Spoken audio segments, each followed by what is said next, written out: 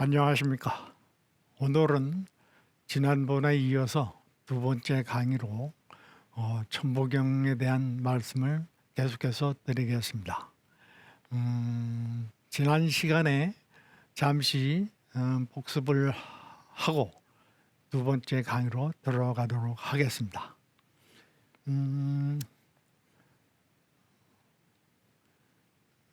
제목을 젊은 우리 세대의 꿈과 희망을 주는 풍류 천부경 81자로 했습니다마는 천부경 앞에 풍류를 붙인 것은 풍류는 우리가 이제 일반적으로 많이 생각을 하기를 음악과 춤을 추면서 한가롭게 이렇게 세월을 보내는 그것을 풍류라고도 하기도 하고, 자연과 벗삼아서 같이 인간이 동화하는 그런 풍을 가리켜서 풍류라고도 합니다. 그래서 최근에 우리 젊은 세대가 세계적으로 이 음악 악물을 가지고 많은 사람들에게 감동을 주고 있기 때문에 젊은 세대들에게 가장 필요한 게 역시 풍류 정신이 아니겠는가 해서 풍류를 한번 붙여봤습니다.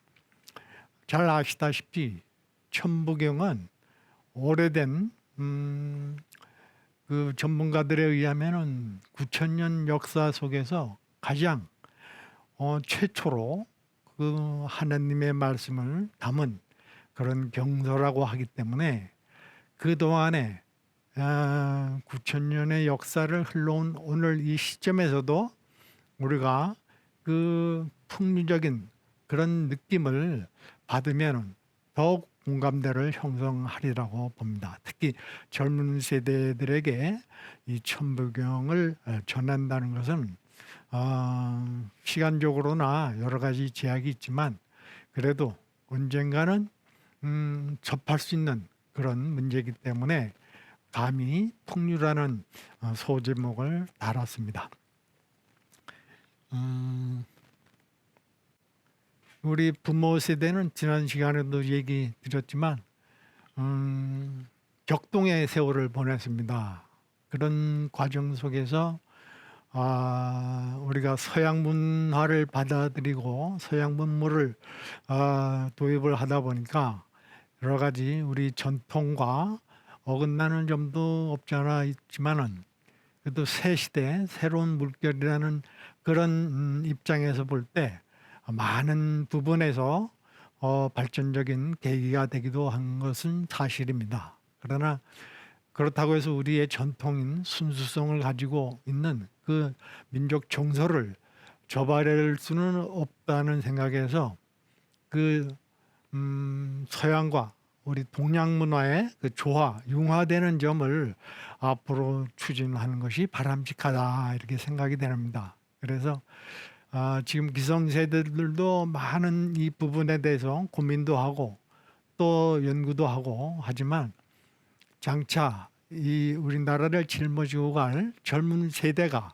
좀 더 새 시대의 새로운 가치관을 가지고 임하면은 좀 더 좋은 결과가 있으리라고 봐서 이렇게 지난 세대의 과거를 잠시 되돌아봤습니다. 현실적으로는 이제 이렇게 그 문제점이 이 보수하고 진보라는 그런 이데올로기, 이념의 어떤 갈등이 아직도 남아 있는데 이것이 바로 우리 6.25 전쟁의 그 비극으로 나온 결말, 분단의 역사, 남북과의 관계하고도 맞물려서 이렇게 아직도 존재하기 때문에 많은 젊은이들이 방황을 하고 있는 경우가 많이 있습니다. 그래서 이런 점도 우리가 무시할 수 없어서 이 현실을 직시하고 새 시대 새 가치관을 우리가 추구하는 데 있어서 천부경이야말로 뭔가 거기서 제시하는 말씀이라든지 가치관이 크게 도움이 되리라고 생각하고 있는 겁니다. 그래서 이제 여러 곳에서 젊은 청년 세대들이 나름대로 활동을 하고 또 모임을 갖고 또 뭔가 사회봉사도 하는 그런 모습을 잠시 담아봤습니다. 제가 천부경에 관심을 갖게 된 요인은 1987년도에 출간된 천부경과 도의사회라는 책을 그 당시 우리 대학 후배로부터 제가 하나 받은 게 있습니다. 근데 그래서 그때는 한창 저도 젊었었기 때문에 다른 또 일을 하고 있었기 때문에 그렇게 관심을 집중을 못 했는데 이제 그 다음에 또 94년도에 출간된 천부경 경전이라는 책을 또 우연히 제가 받아가지고 또 봤습니다만은 그때도 역시 또 제가 다른 일에 종사를 하고 있어서 전문적으로 공부를 못했습니다.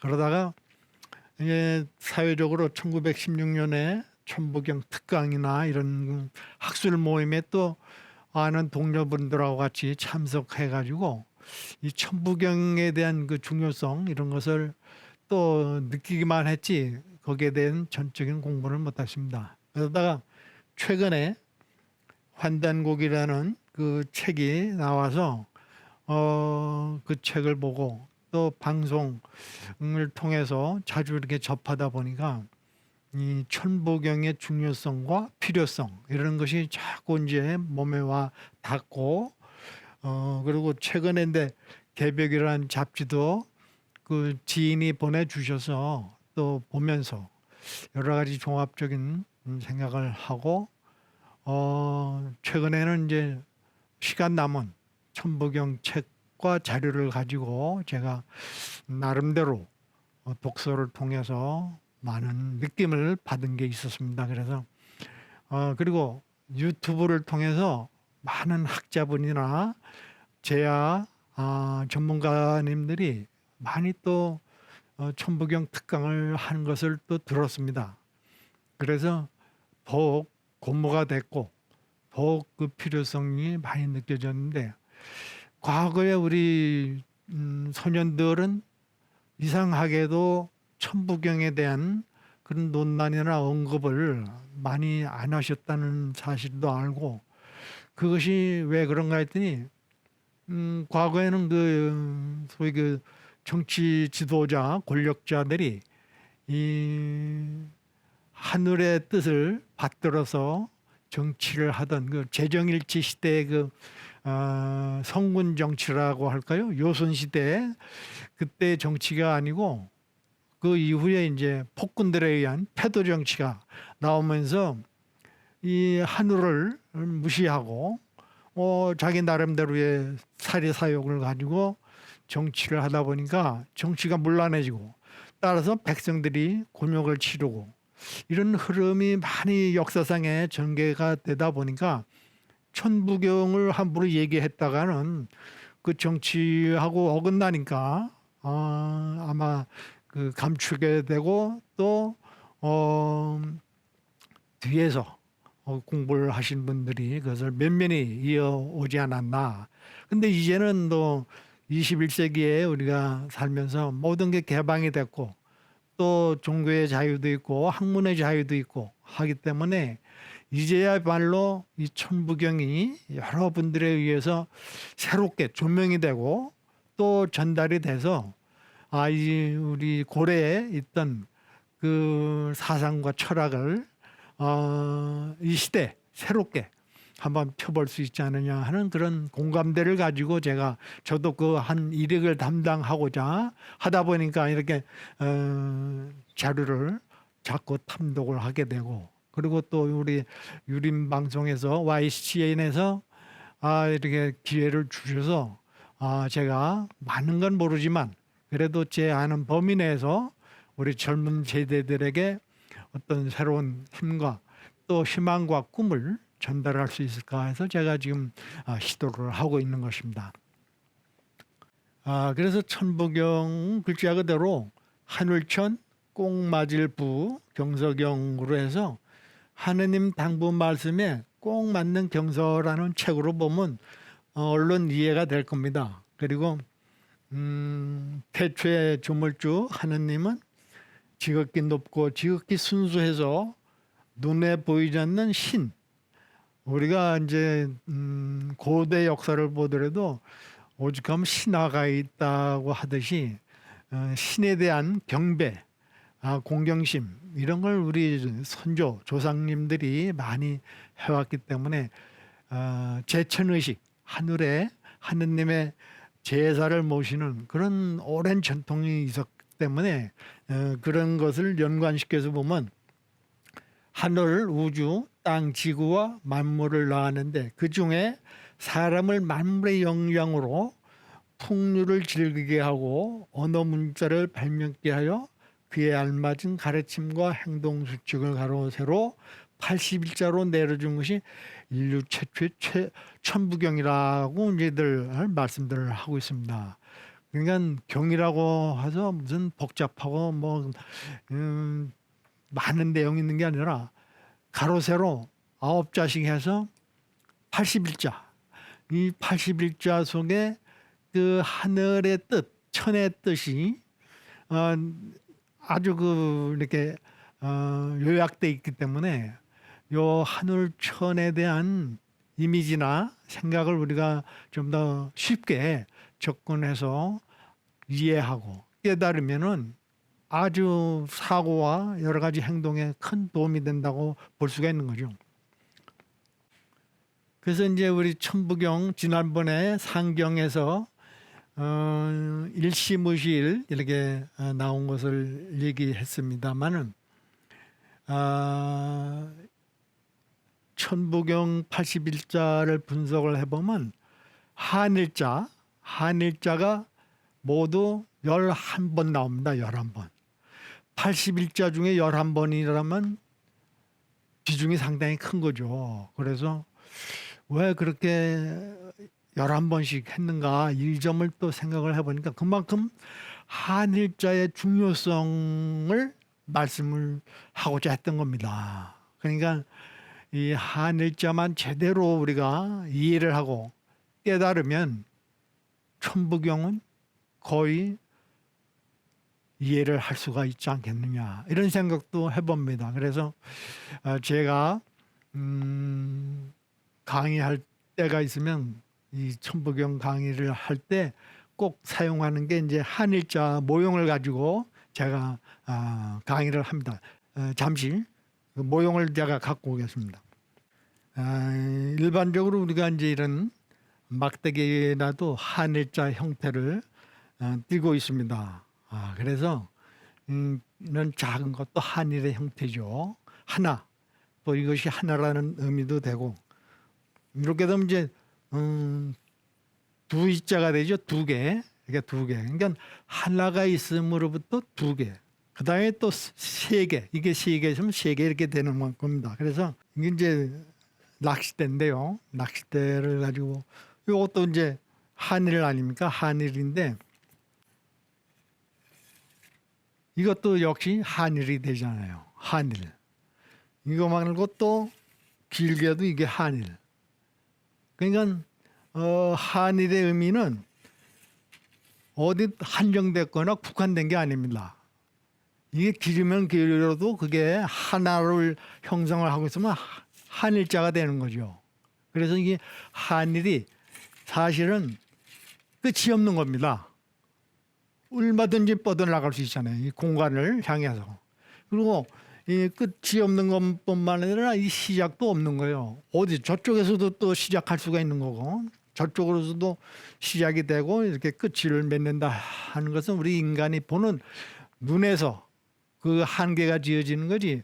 원래 한일은 끝도 시작도 없는 그런 의미가 있기 때문에 이 한일에 대한 이미지를 좀 새롭게 하는 뜻에서 요 낚싯대를 가지고 설명을 드립니다.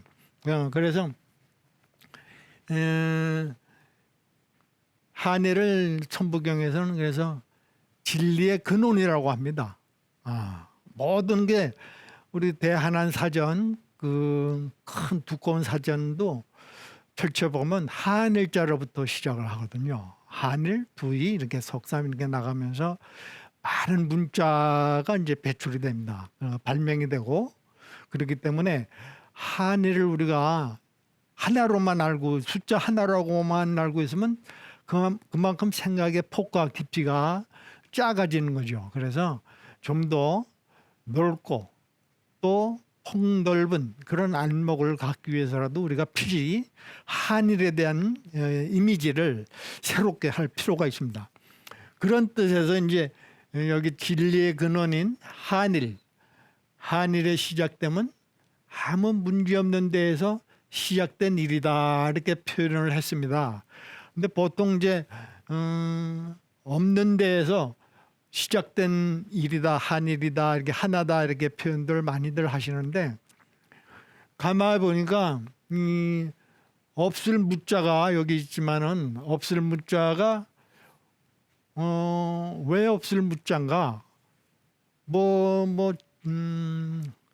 우리가 일반적으로 없다는 말을 많이 쓰죠. 뭐 돈이 없다, 또 물건이 없다, 뭐 시간이 없다. 이런 없다라는 말을 많이 쓰는데 이 한자 원래 없을 무자가 그냥 무인데 복잡하게 생겼거든요. 그래서 왜 없을 무가 무엇이 없는가 이걸 한번 제 나름대로 한자를 분석을 해본 게 있습니다. 그래서 그걸 무자를 한번 보시면은 여기 나오네. 여기 바로 그 일시 무시할 때 무자 아닙니까? 그래서 무는 요 위에 있는 부수가 요게 이제 사람 인자를 높이 올려놓은 겁니다. 사람 인자를 이렇게 방향을 틀어서 높게 올려놓고 또 이렇게 열 십자가 4개가 있는 것은 함께 공자 여기 보이시죠? 함께 공자 2자를 합해서 밭들공과 한일과 그래서 공자는 밭들공과 한일과 사람인 8팔의 합으로 사람들이 이렇게 한 마음으로 밭든다는 뜻이에요. 이게 밭들공, 함께공. 그래서 서로가 두 사람이 말하자면 상대가 서로 함께 높은 뜻으로 사람이 서로 받들고 함께하면 공공이죠. 함께하면 아무 문제가 없다는 문제없을 무다 이렇게 이제 해석을 나름대로 해봤습니다만은 이 일반적으로 무에 대한 반대는 있을 유자 아닙니까? 그래서 있을 유자하고 무하고 상대적으로만 볼 게 아니라 이 천부경에서는 있을 유자가 안 나옵니다. 오로지 없을 무자만 나오기 때문에 그 무가 근원적인 그 일이 생겨나는 그 근원적인 그 아무 그 문제가 없는 순수한 그 상태를 말씀을 하기 때문에 이 없을 무자의 그 발명이 그 속에 있지 않는가 해서 앞으로 천부경에 나오는 무자를 설명할 때는 문제없을 무로 이해를 하면 좀 더 일시무시를 이해하는데 도움이 된다고 생각이 됩니다. 그러니까 우리 그 천부경에서 없을 무의 온 뜻은 현상계, 물질. 우리가 일반적으로 철학적으로도 그러잖아요. 현상세계와 본질세계. 그러니까 현상세계는 눈으로 보이는 거고 본질세계는 눈으로 안 보이는 거 아닙니까? 그래서 이 본질세계를 얘기하는 무로서 그냥 없다. 아주 간단하게 없다 하고만 하면은 오해가 됩니다. 그래서 문제없을 무. 왜 또 문제 없냐? 이 현상세계는 여러분들 다 아시다시피 이 문제가 너무 많지 않습니까? 문제투성이 시대 아닙니까? 예나 지금이나 이 문제들이 많아서 그 문제를 해결하려고 많은 선각자들 또 지식인들이 나오고도 했지만 그래도 문제가 많이 있어가지고 문제투성이 속에서 우리가 살다 보니까 번민하고 고뇌하고 갈등하고 대립하는 거 아닙니까? 그러니까 천부경이 나오는 것도 아마 그런 그 고난과 시련을 극복하는데 문제가 없도록, 장차 문제가 없어지도록, 문제가 발생하지 않도록 그 하늘의 의미를 그 담았지 않았는가, 이런 뜻에서 이해를 하시면 좀 더 이해가 빠를 겁니다. 그래서 다시 이제 글로 돌아가면은, 네, 여기서 다시 이제 상경은 이제 천도를 얘기한다고 보는 거죠. 그래서 진리의 근원인 일이 시작되면 아무 문제 없는 데서 시작된 일이다 하고 해석을 할 수 있습니다. 그리고 그 다음에 석삼국 무진본. 이 석삼은 셋으로 쪼개졌다는 겁니다. 그래서 삼국이 돼가지고 천지인을 의미하고 있죠. 그 천지인은 뒤에 나옵니다. 이제 천지인 삼국으로 나누어 보아도 그 근본 진리는 다음에 문제 없나니, 그 근본 진리 석삼으로 나누어지면 그 사이에 어떤 뭐 부족하고 많고 넘치고 이런 그 문제가 생길 텐데, 그게 아니라 근본 진리는 다음에도 문제가 없다 이거예요. 그대로 그 근본에는 그 근본의 그 이치, 그런 상태는 유지가 된다는 얘기죠. 그래서 이제 그 삼극이 뭐냐면 천일일, 지일리, 인일삼으로 이제 그것을 설명을 해 주는 거죠. 알기 쉽게. 하늘의 근원, 하늘은 근원이라고 했으니까 하늘의 근원이 첫째요, 일. 땅의 근원이 그 둘째요, 사람의 근원이 그 셋째니라 해서 천지인 삼재의 그 의미가 세상에 크게 이 우주를 세 가지 범주로 나눠 볼 때 하늘과 땅과 사람, 그 존재의 의미를 명시하고 있는 겁니다. 그래서 일적 십고 무게화삼. 그래서 근원인 일로부터 많은 것을 쌓아 크게 십을, 열 십자죠. 열 십자는 열매가 열린다 해서 열매가 하나 둘 열리는 게 아니라 많이 열리지 않습니까? 그래서 완성을 의미합니다. 또 한자 근본 뜻에. 그래서 십을 이루어도 틀에 박힘없이 무게화, 괴는 함괴자의 함, 귀중품을 이게 상자에다 넣는 함인데, 함이 없이 그대로 세 가지가 조화를 이룬다는 뜻입니다. 하나 둘 셋이, 하나 둘이 삼의 형태로서 잘 조화를 이루고 있다는 그런 뜻이 되겠습니다. 그래서 상경에는 천도, 이 천도는 일정불변하다 그러죠. 그러나 이제 다음에 이제 들어가면 이제 밤과 낮이 있어서 밤과 낮에 따라 이제 또 변화가 있을 수는 있어도 그 근본 본질은 일정불변한 겁니다. 네. 그리고 그 의미를 이 상경에서 이렇게 표현을 하고 있다는 것을 오늘 말씀드리고, 좀 더 이제 자세한 이 시자라든지 석, 또 끝극자, 다할진, 근본 본자는 시간 관계상 다음 강의에서 자세하게 이해를 하도록 하겠습니다. 감사합니다.